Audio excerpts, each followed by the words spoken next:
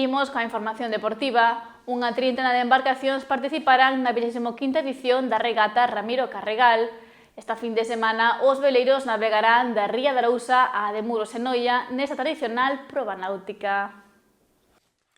Este sábado parte do Club Náutico Deportivo de Ribeira unha nova entrega da regata Ramiro Carregal Rei, Gran Trofeo Faro de Currubedo, na súa edición número 25, cunha trintena de veleiros rexistrados. O destino da frota nesta primeira xornada será a Ría de Muros e Noia, tras percorrer 22 millas náuticas, algo máis de 35 km, nun trazado marítimo que requerirá de moita precaución debido aos baixos rochosos da zona.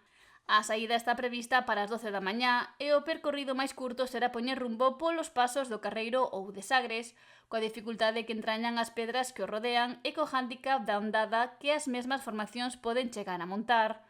No caso de que esta opción non sexa válida pola seguridade dos regatistas, o Comité de Regatas indicaría o contorneo á illa de Sálvora, navegando polo seu exterior e buscando un rumbo máis aberto.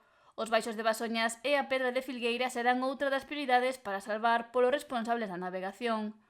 Unha vez penetrados no interior da Ría de Muros e Noia, a navegación xa será máis tranquila e as embarcacións enfilarán rumbo ás inmediacións da bocana da entrada ao porto deportivo do Real de Portosín.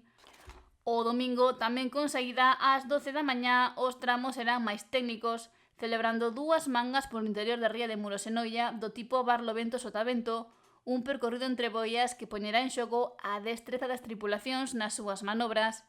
O comité está a barallar a súa longitude, que poderá oscilar entre as 6 e as 8 millas, dependendo do vento.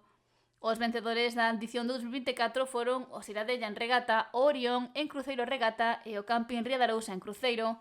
O domingo coñecerase se revalidan o título ou hai novos vencedores.